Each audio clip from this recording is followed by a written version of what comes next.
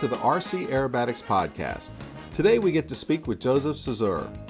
Joseph flies FAI Pattern, F3P Indoor and IMAC. Joseph has been a USA team member for FAI Pattern Worlds and F3P Indoor World Championships.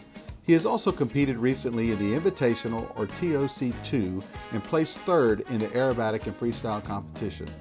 We discuss how he got started in RC and Aerobatic competition, his family history in competition, and the airplanes that he flies and designs. Thanks for listening to the show. Please like and subscribe.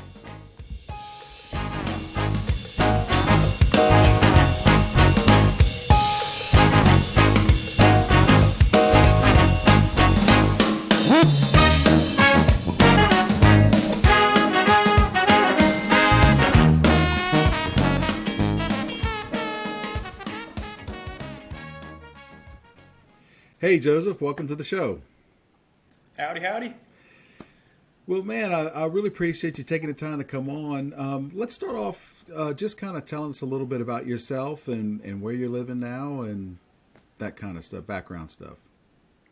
Yeah, so I'm Joseph Szczur. I am currently in Huntsville, Alabama, and I've been flying RC and just have the absolute love of aviation my whole life since I was born.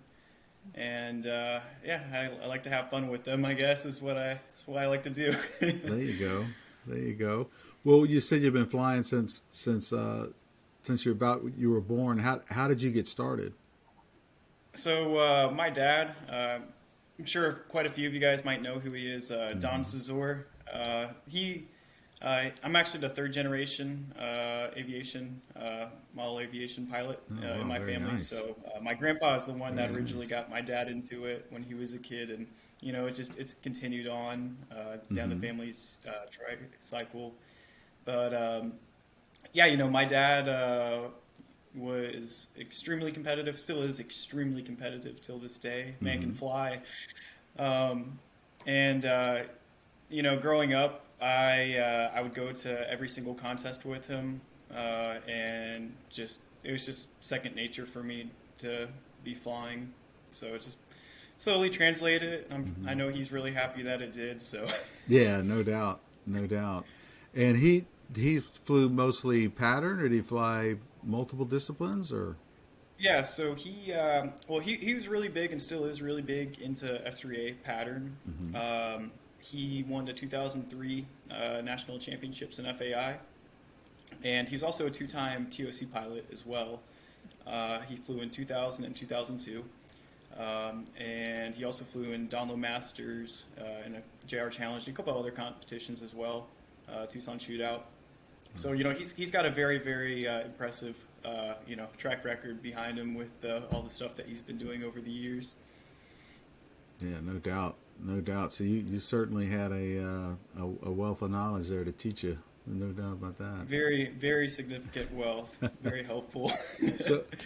So does that mean you started off in F3A pattern first?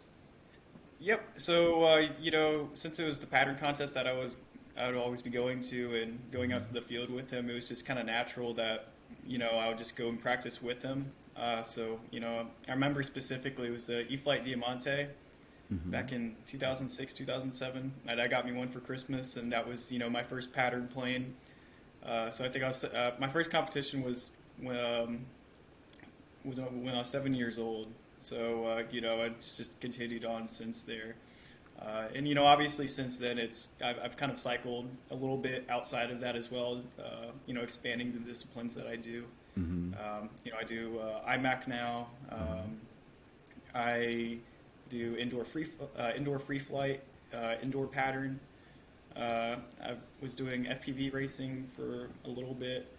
And now I'm flying UAVs. So it's all such a small world, and just how it all intertwines with each other. No doubt.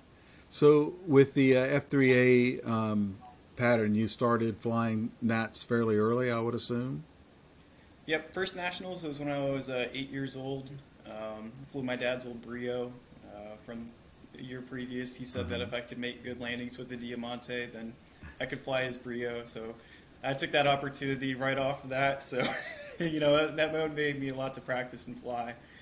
Wow, terrific. And how long was it before you were competing for a position on World Team? Did they have the juniors back then? Yeah, so well, in so the first year that they officially, because it was kind of one of those categories where for a while at the World Championships where it was recognized, but it really wasn't recognized. But Mm-hmm. they had it at the 2011 World Championships, actually in Muncie. I think that's where they had kind of the first, I want to say introduction. It was just kind of a feeler, and then they decided for 2013 in South Africa that for all the teams that they could have a junior team member. And 2012 flew in FAI at 12 years old and made the team. And yeah, it's been the start of a very long journey. Wow, that's awesome, and what an opportunity to get to go to the different countries and fly and compete against all these guys. Yeah, I'm really looking forward to next year for Australia for 2023 World Championships, because that will be after that one it'll be all the six mainland continents that I've flown on. So Wow. it's really it's just a little personal. My personal goal was to have it by 21, but COVID kind of messed some things up with that. Yeah, But no doubt. I'm absolutely blessed that I've had that opportunity to just do what I love and get to travel with it as well. Hmm. Yeah. So with the COVID change, what are they going to do with the team trials? What's the process going to be for So they're qualifying? doing a yeah, so they're doing a another team trials again this year because they had the one in 2020 because it was still kind of in the air whether the last one last year was going to happen or not in Muncie. Obviously, it didn't, and I believe actually Muncie will be hosting in 2025. Um, so now, the first week of August, we have our team selection. So it's the top three pilots, the top junior, and they also, with this last World Championships, so what was going to be the last World Championship cycle, they introduced a female team member as well. So technically, you have five people representing each country. So one female, three top U.S. pilots, and then one junior. Obviously, they can all mix in. So if one of them gets in, then they just drop to the next position behind them and everything like that. But yeah, so we're having to do we decided it would be best since it's new sequences that we would do um, a new team. It just kind of makes sense with Yeah. different sequences. With 2 years have passed by, a lot can change. Yes, absolutely, absolutely. So this team trial in August, will that be at Nats or will that be separate from Nats? Yeah. So it will be part of the nationals, part of the FAI category. They have a little separate part on it where you have the entry for the team trials if you're Mm-hmm. doing FAI. Um, so I think it's just a little bit more money is really all it is. But that's how you have to. That's what you have to do for getting on the team. Okay. All right. Well, very good. And did I understand? I read a lot of the blogs at the earlier competition that there was some problems with your scoring. What all Yeah. happened with So that? Well, so ultimately, it was a blessing in disguise, to be Mm-hmm. quite honest with you. But at the same time, you got a couple ways you can look at it. So what happened was in Italy in 2019 at the last World Championships, the way that we do the scoring, so we have preliminary flights and we have semifinal flights, and we have two different sequences for each Right. one. Uh-huh. And since the K factor, which is the amount that each maneuver is worth for points, is slightly different in F, they have to re-normalize the scores for your preliminary rounds because it's averaged out for your Okay. preliminary rounds that you kept. And that's how so it's your two best semifinal flights or your best preliminary flight and your overall preliminary scores and your best semifinals flight, and that's how they determine the finals. So they just recently changed it right before. I think it was the year before, because it used to be out of 1,000 for scores, and now they changed it to where you can get. It's just all relative. So it's like a 10-20, a 10-30. So that way, if someone just absolutely, the idea is that if someone blows out a round, everyone doesn't have to drop it. They can still keep it if they had a good flight. So the idea is that it creates closer competition. Okay. But the way that they do the normalization, I believe, so for the semifinals, I think it's top 30. Mm-hmm. And the way it's supposed to be for the normalization at that World Championships, it was supposed to be the top half of the top 30, and they do some sort of magic and it works out. But what ended up happening is they did the top half of the top four. So pretty much everyone that was third place and lower dropped their preliminary round. So for me, unfortunately, with that slight error, that caused it to have me place 11th instead of ninth going into the finals. And it wasn't until the finals the next day, three-quarters of the way through, where we kind of started, reworking the math, and some people started asking some questions about it, and it was kind of brought to everyone's attention.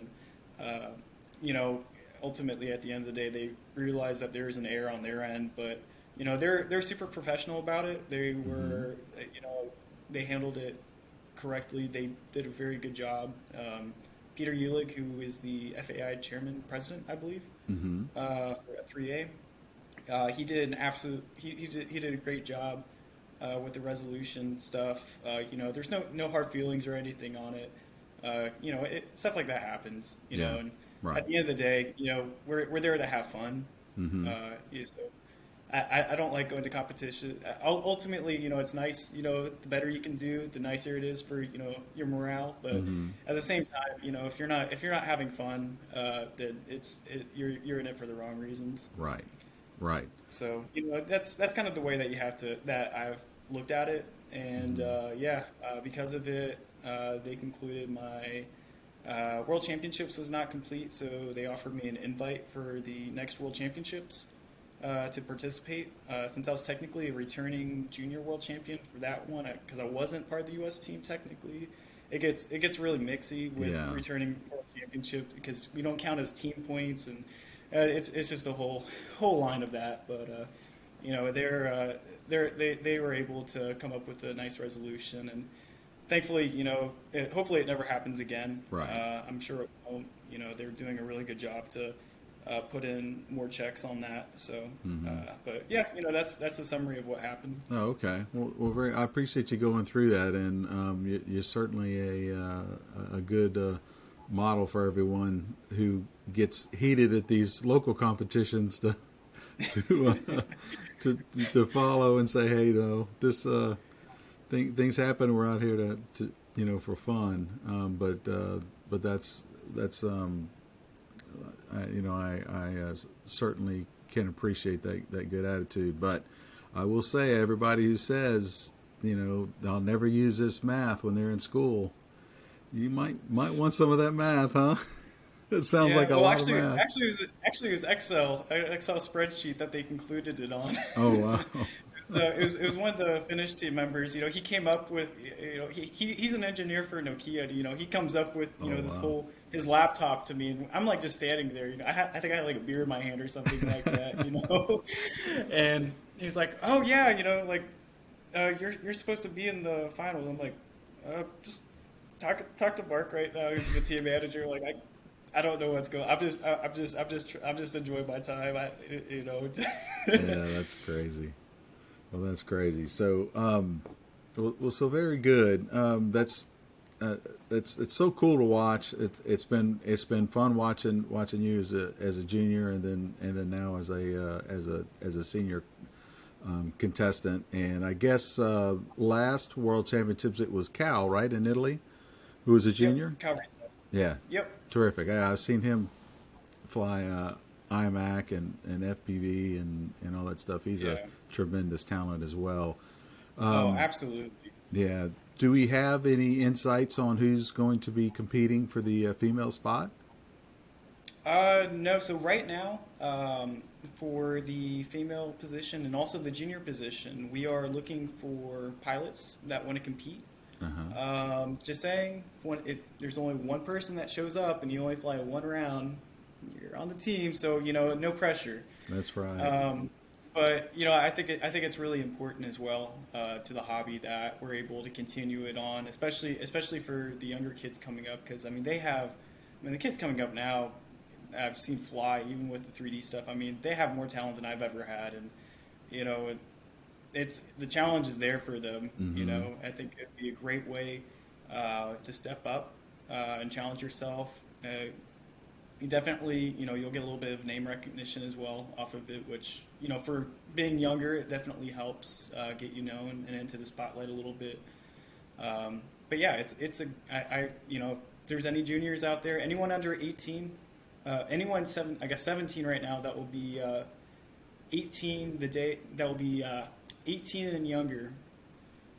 And by that I mean 18 years old and 363 days or whatever. By the time the opening ceremony starts in September, I believe is when it's scheduled for next year. Yeah, feel free to shoot me a message.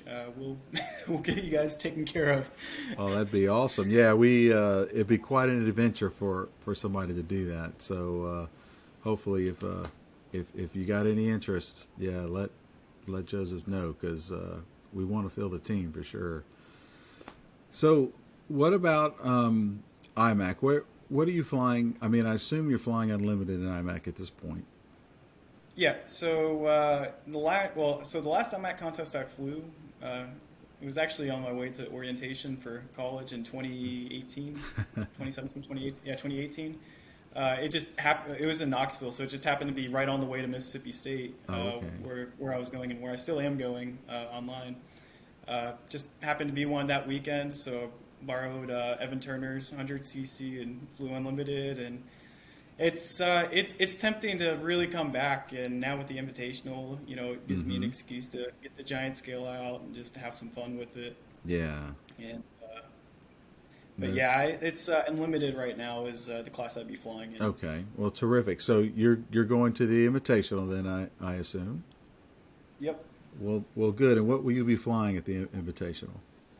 So right now I'll be flying a 104-inch Extra 300 V2 from Extreme Flight RC as my primary. And right now, for my backup, I have a Skywing Edge 120cc. I happen to have both airplanes. You know, they're both flying, and I know there's kind of the stereotype that a bigger airplane does better for IMAC, but to be completely honest with you, after doing the sequences with it, it gets through a lot of the maneuvers so much better, especially with the complex maneuvers with all the knife edge and combinations that we have with the freestyle as well. Right. And you have to fly the freestyle with that same plane, correct? Yes. Yep. Same plane, same setup. I think the only thing you're allowed to change is your prop and add smoke, and I think that's it. Wow. So do you expect, I know there's a couple of guys that I've talked to said that the freestyle may be a little different than we're used to, maybe a little more precision based because of the larger airplanes and such. With your 100cc, will you be able to fly your standard freestyle routine, or will you have to modify it some? Absolutely. So it'll be my standard routine, which for the most part, freestyle airplanes for routines are kind of made around the 120cc airplanes. So really you'd be making a routine that's obviously, when you have a bigger airplane, it carries a little bit less inertia going through maneuvers. It's slower. And it's a little bit, you know, in a way it's more challenging, but it's a different flying style you have to fly. But I can tell you for a fact, I cannot do the exact same routine I'm doing right now that I could with 150cc and above. Right. it would really be stretching it. I can imagine. Some of that high energy stuff is tough on a big airframe like that, for sure. Yeah. Well, good deal. Well, obviously, good luck, and I look forward to seeing you next week. I'll try not to judge it too hard, man. I'll do my best. Be fair with everyone. But it'll be a fun experience, and part of going there is I'll be bringing my camera and such, and I'm going to try to do a little write up. We'll have it out in the IMAC newsletter and such, and try to get a little coverage to it. So that'll be a lot of fun. For sure. All right. So let's talk a little bit about something that I've been intrigued with for years. I watch lots of video on, and I understand nothing about, and that is the indoor scene, the F3P. Tell me a little bit about F3P and what that's like. Yeah, so F3P is it's transformed so much in the last 10 years. Finding out how to get airplanes lighter, and uh, essentially what it is the ideal mix between pattern and freestyle, except you're flying it inside a gymnasium. Mm-hmm. So it's really cool because it allows you to do maneuvers in your sequence, like torque rolls and everything, for the precision part of it, which is heavily inspired by pattern airplanes with the sequence maneuvers and everything like that. Uh, and then for the freestyle side of stuff, you pretty much have whatever your imagination leads to, reverse pitch props, streamers, confetti. There's so much on there's so much that you can do with them. Uh, Um, and are those planes? Can you have to fly the same plane in both sides, or can you have separate no, planes? no. So separate airplanes. It's so the way the FAI stuff works, because they're technically separate categories, Mm-hmm. but they fall under the same World Championships. Mm-hmm. Um, it's like the F3A World Championship. So you have your primary airplane and you have your backup airplane for each category. And obviously, once you fly the one airplane once, and if you change, I believe I'll probably have someone correct me. Um, I don't think you're really supposed to switch back between the two. Oh, okay. So ideally, you want the exact same airplane for your primary and backup for the precision, and then the same way for freestyle. I gotcha. And are there in the precision, are they set routines, or is it like you have to come up with a routine, like in gymnastics, a floor routine, or how does that work? So the precision aspect of it is just like F3A. They give you a preliminary sequence, and then they have the final sequence. I think they have close to 11 figures in them, and it's the Mm-hmm. exact same way as it is in pattern. You have a center maneuver. Now there's no box, but you Mm-hmm. have walls and ceilings, so I guess that's your box. You got a box. Yeah, and the floor. But you have a center maneuver, then you have a corner maneuver, then you come back for a center maneuver, then you go on the other side for a corner maneuver, and it's a set sequence that they give you. So it's just like pattern and IMAC Uh-huh. in those terms. And I see that the contra rotating props have become very popular on those as well, like F3A. Yes, they are pretty much essential for the F3P Uh-huh. pattern part of it, because since we have torque rolls in the sequence, um, we'll have roll reversals in the torque roll. So it'll be, you'll come up and you'll have a torque roll. You'll do a quarter roll, then you'll do an opposite 3/4 roll in a torque roll, and then you just then proceed to go up and go on. So you really have to have it. But then you get the benefits that you can have bigger props with a smaller motor, which makes, I mean, the weight on these, you can get. Never thought that I would see a 38-inch airplane that is weighing 45 grams, Wow. powered by a one-cell 150 milliamp hour battery, swinging two 18-inch props. Holy cow. Yeah, it's pretty. It's just absolutely insane, and the unit itself only weighs 11 to 13 grams as well. So every gram you can save, for the most part, it helps significantly Uh-huh. with the speed. Obviously, the slower the airplane flies, the more time you have to think. And in an indoor space, that's pretty important. Yeah, I can imagine. But I tell you what, they're pretty slow, so you got some time to think. Yeah, very slow. You know, that's the mesmerizing part of it to me. Is it's so graceful because it's so slow, and of course the guys making the videos, yourself and the other guys are such good pilots that it's just a joy to watch. It really is. Is the constant speed part of the criteria, or what are the criteria that you look like that might be a little different than, say, like F3A or IMAC? So I'm actually not sure about the constant speed. I imagine it is, since it is an F3A. Mm-hmm. I mean, it would make sense for it do that, but generally they follow the exact same rules, other than we have torque rolls and we do not have snap rolls and spins for. Airplanes just don't do them. They will not do them. Oh man, I can't imagine that light having any inertia to do a snap roll. It's a very I don't know how to describe. It just looks like a corkscrew is all it looks like, and it doesn't Right. really move anywhere. Yeah, but why do you need a snap roll when you can do a hanging torque roll in reverse direction? I mean, Yeah, it's torque roll, amazing. then go into a tail slide with it. Yeah, What? it's crazy. It's crazy. And do you design your own planes, or do you? Uh, is there a particular somebody who builds them, or how do you do your planes? Yeah, so all of my airplanes, I just love it. I just love airplanes, so I just happen to design most of the ones. Actually, pretty much all the airplanes I fly, other than the 100 cc's, and that Hmm. goes for both indoor and outdoor. I have my new pattern F3A airplane, the Apollo, that was just announced and will be coming here stateside very shortly, Yeah, that's hopefully. exciting. But yeah, I actually for the F3P airplanes, my design that I've been flying for the last since 2018.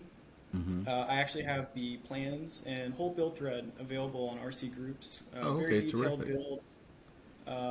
So it's extremely easy to go in, and I actually do a slightly different method. So for those of you who don't know, with the F3P airplanes, um, you generally have three construction methods. So they're profile airplanes, and they have film mylar on them, very thin mylar. And you have, so people do for their, I guess you can say, their exoskeletons or inner skeletons, one of the two.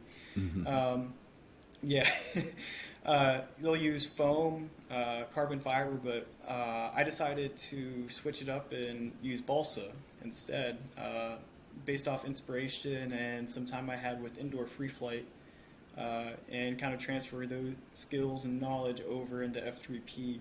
And what you get out of it is, for one, a very, very cheap airframe that you can build. You go to your local hobby shop, you get some 1/32 inch balsa, and you just cut it in strips. You bend the wood, you glue it together. So it costs $3. Well, I don't know how much balsa is going for nowadays, but it's $3. It's $3 for a whole airframe that you can build. Right. And the cost of these, I will say, for how small they are, if you get a fully built one, which you can do from Donatus Pizzuelos, Hmm. um, you will be looking, even if you get one used, that's maybe a couple, 2 or 3 years old. The cheapest you'll most likely be looking at is around the $700 range. Uh, Oh, and if you want a brand new one built professionally by Donatus, about twice the amount, but wow. it's some of the best craftsmanship that you'll ever get. Yeah, yeah, you're paying for it, but man, I like the $3 option to try to start out. And it really is a great way, and that was kind of the other idea behind, especially with the build thread, is Hmm. showing people that you don't have to be scared about spending a lot of money getting into it. It's just, worst case, you just lose, $3 for the balsa wood, and the time that it takes to build them, it's not the quickest builds that you can do, but Hmm. it's an enjoyable process for the most part. Yeah, and that's an art and skill that's not as readily not readily done, but not as many people do that anymore, and it's an enjoyable part of our hobby. At least I enjoy it. That I think people, um, if they get any interest, it'd be worth going to the thread and looking at that kind of stuff for sure.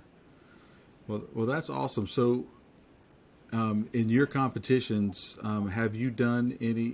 I assume there's a world team for. I say assume. I've seen it. I assume there's the world team for the F3P. Have you competed in that realm? Yep, yep. So I'm still actually not sure how this next World Championships is going to go, because there hasn't really been a lot of information about it. From what I heard, it sounds like Romania, who was supposed to be hosting it last year. Mm. Um, from what it sounds like, they're going to be trying to host it again, but that's pretty much as far as I know, and I think we're all kind of waiting on to hear what happens with that before we can figure out what we're doing for team trials. Gotcha. But once it is announced on what's happening with team trials, and we'll have a lot of information out about it. When the dates are, when it's going to be, where the world is going to be, what the dates are for that. And we'll make sure that when we schedule it, it will be done, with enough time for people, whether they have to build an airplane, practice, whatever, that they'll have time between the announcement is when the announcement is made and when the team trial selection is. So I think what some of us are leaning for is either later in the fall, later in the fall this year or in the spring of next year, depending on when the World Championships ends up being held. But yeah, that's kind of up in the air right now and trying to figure that out. Yeah. Okay. Well, very good. Well, I hope to have Sal Piu on sometime. He's been moving and busy, and we've been going back and forth trying to get that scheduled. Hopefully, by the time we get it scheduled, we'll have some information we can share to everybody. That'd be a lot of fun. It'll be a lot of fun to watch with the age of cell phones and videos and such. It's like you can participate just by watching and following everybody. Yeah, it's a lot of fun. It's a lot of fun. So, if people want to get in contact with you, what's the best way to do that? So I'm actively on Facebook quite a bit. I think as everyone is just about nowadays. So if you guys have any interest in really anything F3A, F3P, feel free to send me a message on Facebook. If I see, hopefully I see it, and I'll get back to you as quick as I can. Another good way to reach me is on RC groups as well. Okay. I go on there, every other day just to kind of see what's new. And I'll see it pop up in my inbox on there if you guys have any questions about it, especially with the build thread being on there. Terrific. And I'll put some of this stuff in the show notes. If they want to find out more about your pattern plane coming out, where would they go to look for that? So CK Aero, who is the company that will be making it, on Facebook, they have all the release information on it. I think it's the Facebook post that I made that they shared. But it will be up on the website very shortly, and as well as pre-orders as well on the website on ckaero.net. Okay, good deal. And does F3P have a website or Facebook page to follow? So F3P is through the NSRCA. Okay. With Pattern, so it kind of keeps them together, which I'm happy that they decided to do that. But some good references on that is Sal Piu, who you mentioned, and Dave Lockhart's another really good one as well for references on it. Okay, terrific. Well, very good. So a couple of final questions. One is, I assume where you live and you're working in the drone industry as well. Is that correct? Yes. How did you get involved with that? Actually, it was from all the World Championships of all things. Awesome. Yeah, so I got a call. It's a very, very small. Even though it's a big industry, it's a very small world.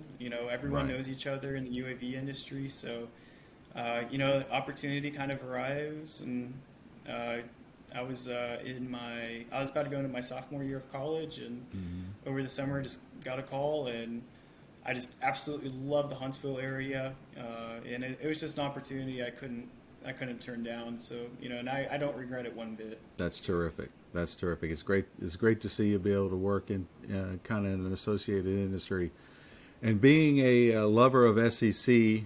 I'm excited to see you at Mississippi State. That's awesome. What are you studying there? So right now, I am doing business administration, and since I'm working full time, I'm doing it online, which it's I know everyone has their things about doing stuff online, but I'll tell you what, with the amount of hours that I will be working, and very limited on time, it's just as hard as it is in the classroom. I'll say that.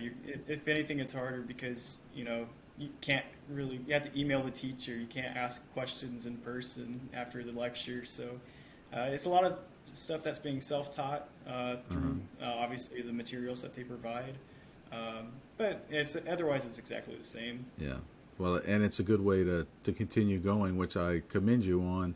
Even though you're working and competing on a world level in RC competitions, that's terrific. Well, good deal, man. Well, I really appreciate you taking the time, and I know you're busy getting ready to head up to Virginia, and thanks for taking the time and sharing some of your information with us. Is there anything else you want to leave it with, or we missed, or you think we covered everything? Hi, Mom. I hope she watches. No, if anyone's got any questions, just feel free to let me know, and I'll be more than happy to help you out. Whether if you happen to be in the area, I'll try and see what I can do to help in person. If not, I know people quite literally all over the world that I'm sure you can find someone not far from you as well if you're interested and want to look at it or need some help. I'll definitely find a way to get you in contact with them. Awesome. That's very generous. Well, thanks again for the time, and have a great evening and a safe trip up to Virginia, man. I'll try. All right. Take care.